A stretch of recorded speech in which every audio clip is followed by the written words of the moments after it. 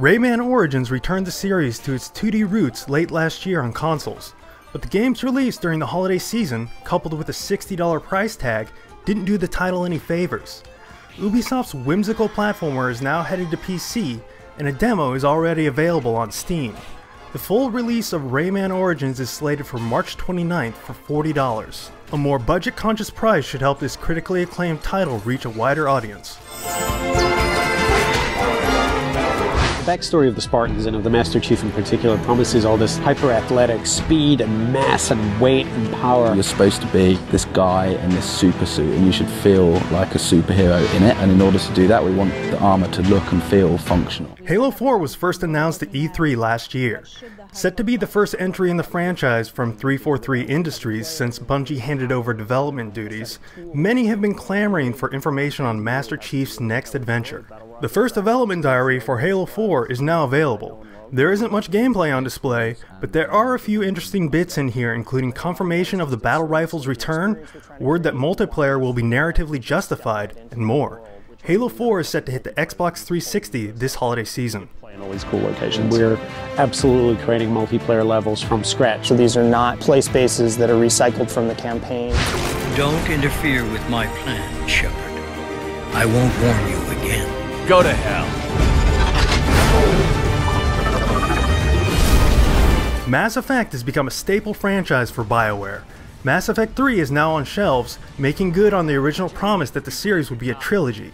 For the grand finale, Shepard is tasked with saving Earth, and although the critical reception has been largely positive, a common through line for many reviews is that the game isn't quite up to the overall quality of its predecessor. But that's a pretty high bar to begin with, as Mass Effect 2 swept many Game of the Year awards in 2010. For fans of the Mass Effect series, this conclusion is not to be missed.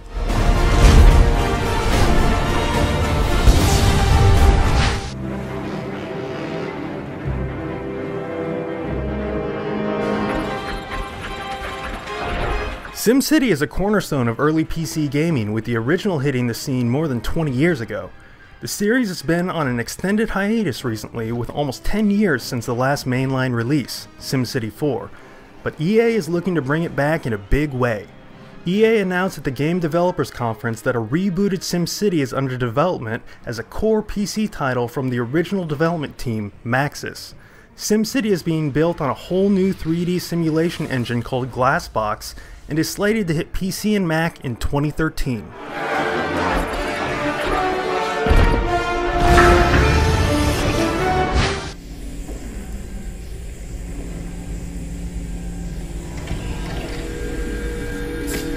Quantic Dreams may not be a household name, but the studio's two releases, Indigo Prophecy for PlayStation 2 and Heavy Rain for PlayStation 3, showcased a different take on prioritizing story and characterization in games. The studio is very focused on technology, and in its latest tech demo shows just how important they believe characters and animation to be. The Kara demo runs 5 minutes and follows the construction of an overly self-aware android. It is running in real time on the PlayStation 3, and while the technology is impressive, the total package comes together as something much more than a technical showpiece. Quantic Dreams says the demo and its characters will not be used in future titles, but even so, the video transcends the medium and is successful purely as a short-form film. Mind the kids? I organize your appointments. I speak 300 languages. Ladies and gentlemen, this is your new Xbox 360. The rumor mill is churning again. The latest rumor regarding the next Xbox comes from MCV UK. The focus this time around is storage. According to the outlet's source, the next Xbox will forego disk-based media altogether in favor for some sort of interchangeable solid-state card. This information apparently comes from the strictest NDA the source has ever seen. A 2013 release seems to still be the plan with this rumor as well. A pure download model works for mobile, but with the amount of data and current business models in practice, it still seems a bit early for the console space.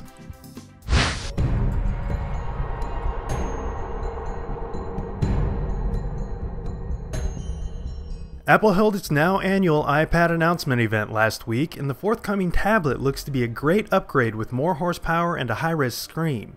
As has become tradition at these events, a few new games were on display as well.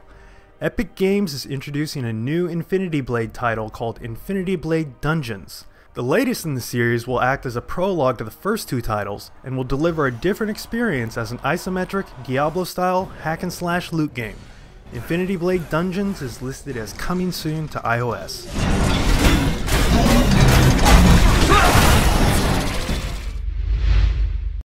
And that's the news for the week.